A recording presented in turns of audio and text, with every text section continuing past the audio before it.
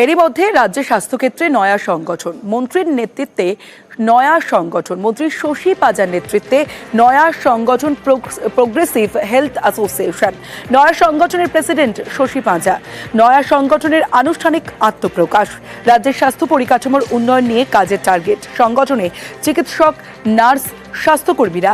নয়া সংগঠনের সাংসদ, বিধায়করা।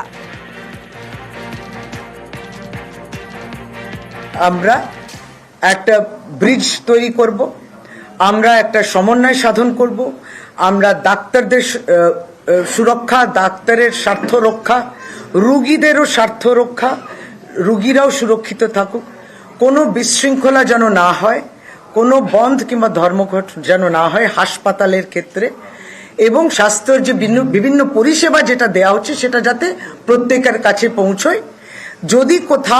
যদি কোনো ঘটনা হয় তাহলে প্রোগ্রেসিভ হেলথ অ্যাসোসিয়েশন সেখানে পৌঁছে এনকোয়ারি করবে।